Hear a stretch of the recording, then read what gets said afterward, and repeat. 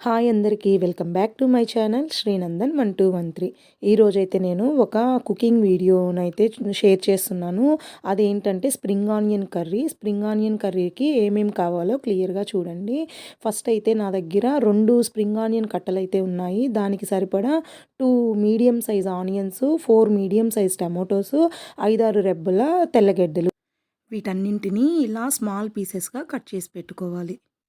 ఇప్పుడు స్టవ్ మీద ప్యాన్ పెట్టుకొని ప్యాన్ హీట్ అయిన తర్వాత అందులోకి ఆయిల్ వేసుకోవాలి. ఈ స్ప్రింగ్ ఆనియన్ కర్రీ అయితే చాలా సింపుల్గా అయితే చేస్తున్నాను. వీడియో మొత్తం స్కిప్ చేయకుండా చూడండి. అలాగే మన వీడియోని ఎవరైనా ఫస్ట్ టైం ఫాలో అవుతుంటే ప్లీజ్ లైక్ చేసి అయితే వీడియో చూడండి.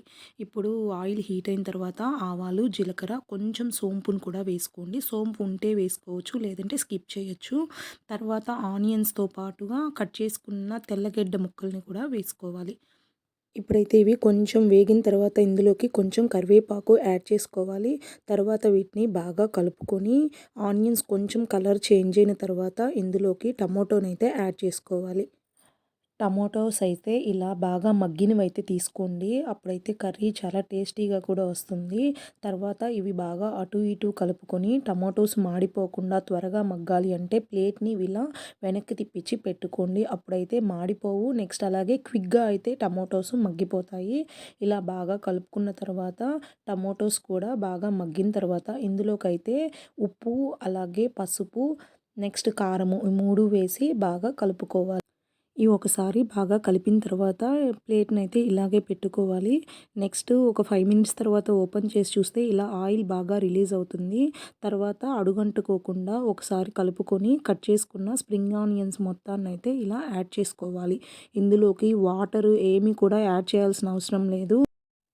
ఆ స్ప్రింగ్ ఆనియన్స్‌లోనే అయితే వాటర్ రిలీజ్ అవుతుంది. ఆ వాటర్ అయితే ఈ కర్రీకి సరిపోతుంది. వీటిని బాగా ఒకసారి మిక్స్ చేసుకొని ఇలా ప్లేట్ పెట్టుకోవాలి. తర్వాత 2 మినిట్స్ తర్వాత ఓపెన్ చేస్తే ఇలా వాటర్ అయితే రిలీజ్ అవుతుంది కదా! ఆ వాటర్ మొత్తం ఎగిరిపోయేంత వరకు మనమైతే దీన్ని సిమ్‌లోనే పెట్టుకోవాలి.